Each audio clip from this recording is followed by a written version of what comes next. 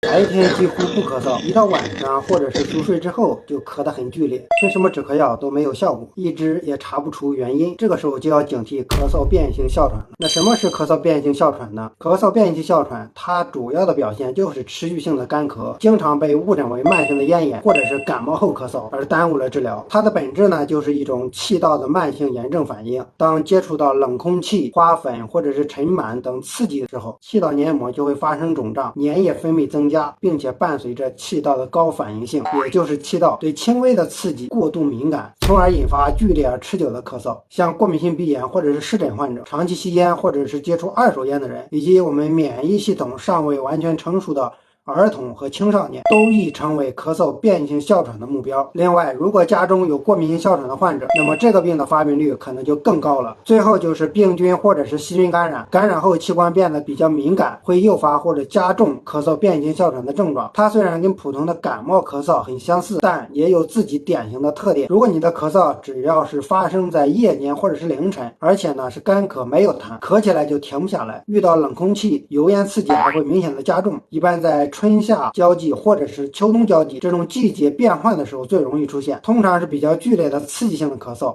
干咳或者是咳少量的白液粘痰。比较严重的情况呢，就是在剧烈咳嗽的时候，可能还伴随着呼吸不畅、胸闷、呼吸困难或者不典型性的喘息的症状。如果你也有上述的症状，就应该警惕咳嗽变异性哮喘了。如果长期没有得到规范的治疗，这种咳嗽变异性哮喘有可能会进展成为一种典型的哮喘，出现喘息、呼吸困难，甚至引发气胸、呼吸衰竭等等严重的并发症。此外呢，夜间频繁的咳嗽还会导致睡眠障碍、焦虑，严重的影响了生活质量。因此呢，有以上情况一定要及时的就医。医生呢，首先会对患者进行肺部的检查，判断肺部有无异常体征。如果吹了肺功能、通气功能正常，可以做一个支气管的激发试验。